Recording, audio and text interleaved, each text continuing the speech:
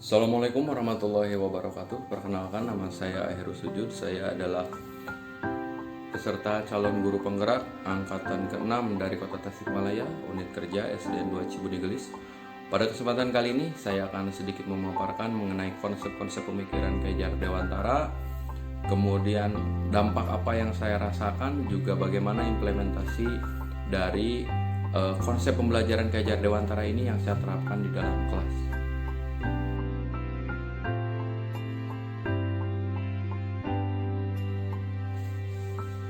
Konsep pendidikan Ki Hajar Dewantara, sebuah catatan koneksi antar materi modul 11 calon guru penggerak angkatan ke-6 oleh Heru Sujud. Ki Hajar Dewantara dalam konsepnya menyampaikan beberapa hal. Di antaranya yang pertama yaitu semboyan pendidikan dari Ki Hajar Dewantara, kemudian ada guru sebagai petani, kemudian mendidik sesuai kodrat alam dan kodrat zaman, kemudian penghambaan terhadap anak, penebalan laku, dan yang terakhir budi pekerti.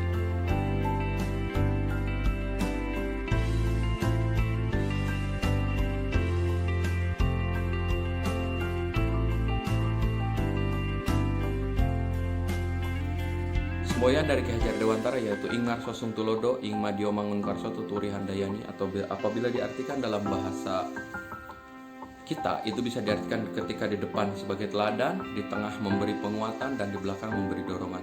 Sebagai seorang pendidik, bagi siswanya ketika di depan kita harus menjadi contoh, memberi suri teladan. Ketika kita berada dalam posisi yang sama atau berada dalam posisi beriringan atau di tengah-tengah, maka kita yang harus memberi penguatan, memberi motivasi, memberi semangat, memberikan kekuatan agar peserta didik mampu mencapai cita-cita yang diinginkan. Kemudian tuturi handayani, di belakang kita menjadi pendorong, memberi dorongan agar peserta didik memiliki semangat yang tinggi, didorong oleh kita untuk memiliki semangat yang tinggi untuk mencapai pendidikan yang baik.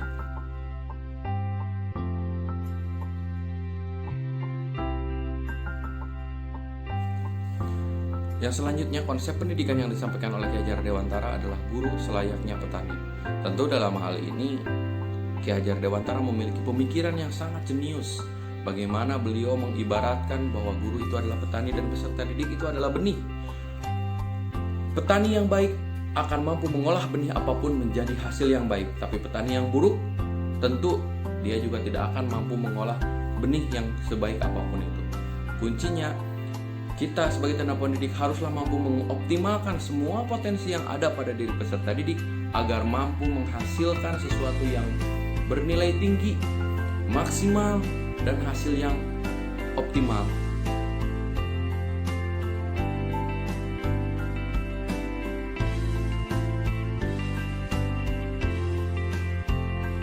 Yang selanjutnya, konsep dari Ki Hajar Dewantara adalah mendidik sesuai kodrat alam dan kodrat zaman. Maksudnya, setiap anak itu tumbuh di lingkungan yang berbeda, di alam yang berbeda, di masa yang berbeda, di zaman yang berbeda pula. Tentu dalam mendidiknya kita jangan memaksakan. Misalnya kita menerapkan konsep pembelajaran bagi anak-anak yang tumbuh kembangnya di pesisir pantai disamaratakan dengan anak-anak yang tumbuh kembang di daerah pegunungan, tentu tidak akan sama. Maka dari itu perlu penyesuaian dilakukan oleh pendidik agar mampu mengajar sesuai dengan alamnya dan mampu mengajar sesuai zamannya. Jangan kita kaku. Sebagai guru harus mampu mengikuti perkembangan zaman. Kita jangan mau melawan zaman, tapi zaman yang harus kita ikuti, harus kita taklukkan. Sehingga dalam kegiatan pembelajaran pun demikian. Seandainya memang zaman menuntut kita untuk menguasai teknologi, maka mau tidak mau sebagai seorang pendidik kita harus mampu berubah untuk mengikuti perkembangan zaman tersebut dengan menggunakan aneka teknologi yang ada.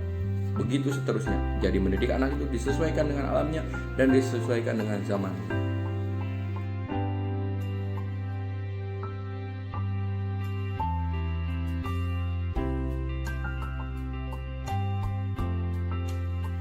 Yang selanjutnya adalah penghambaan terhadap anak. Jangan kita mengartikan penghambaan di sini sebagai selayaknya penghambaan makhluk terhadap Tuhannya. Penghambaan di sini artinya kita berupaya semaksimal mungkin memenuhi kebutuhan anak agar anak mampu mencapai target pendidikan sesuai dengan yang diharapkan. Penghambaan yang baik maksudnya adalah bagaimana kita memberikan pelayanan yang maksimal, memberikan pelayanan yang optimal kepada seluruh peserta didik kita agar mampu mencapai hasil yang maksimal, yaitu kehidupan yang bahagia, kehidupan yang paripurna.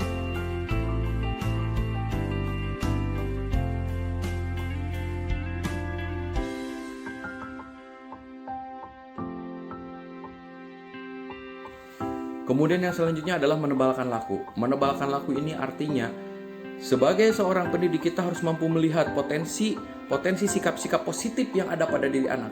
Untuk selanjutnya kita kuatkan, kita berikan penguatan, kita berikan motivasi, kita tebalkan potensi-potensi yang ada itu. Dikaitkan dengan sosiokulturalnya, dikaitkan dengan lingkungannya, dikaitkan dengan zamannya. Optimalkan itu agar mampu menciptakan peserta didik yang unggul, peserta didik yang maksimal, peserta didik yang baik.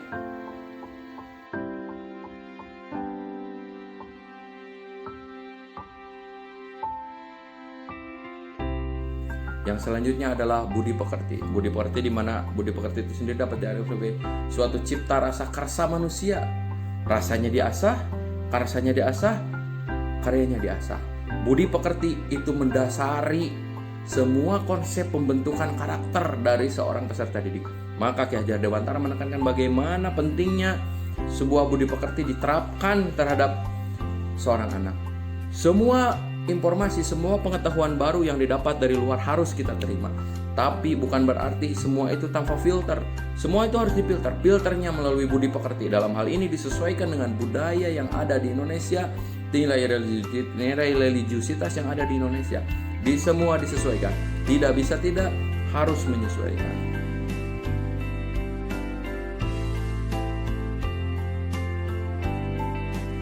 Dampak dari kegiatan setelah saya mempelajari modul satu-satu, banyak hal perubahan dalam diri saya yang saya rasakan. Bagaimana saya merubah sudut pandang dari yang dulunya teacher center menjadi student center.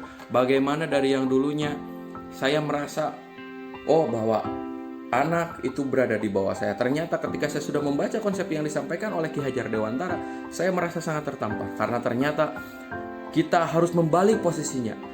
Fungsi kita sebagai tenaga pendidik adalah bagaimana menciptakan atau bagaimana membantu peserta didik kita untuk mencapai hasil pendidikan yang maksimal, hasil pendidikan yang optimal dengan segala potensi yang ada. Banyak perubahan yang saya lakukan, banyak perubahan dalam sikap tindak tanduk saya ketika melakukan pembelajaran dengan peserta didik.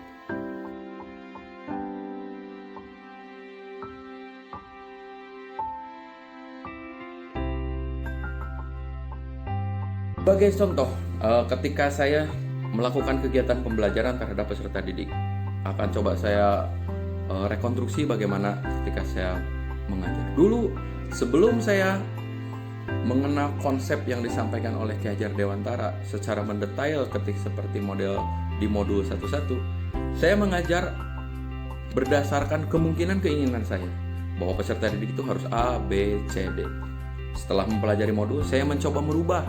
Saya coba lebih banyak berdiskusi, lebih banyak sharing, menanya kepada anak. Saya coba gali potensi yang ada pada anak. Setelah itu baru dipetakan. Sebagai contoh misalnya ketika kegiatan belajar menggambar.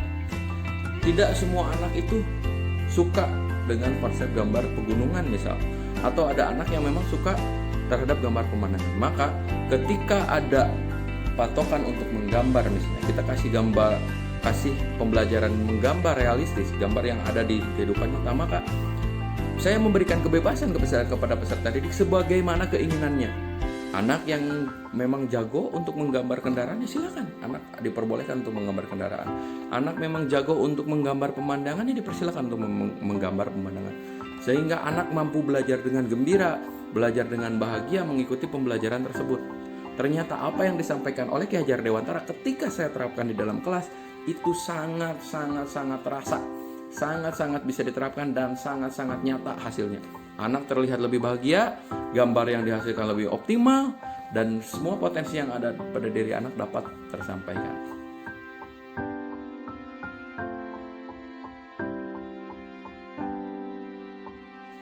Demikian tadi paparan saya mengenai korelasi antara materi yang ada pada modul 1-1 dengan infografis yang sudah ditampilkan. Mohon maaf yang sebesar-besarnya.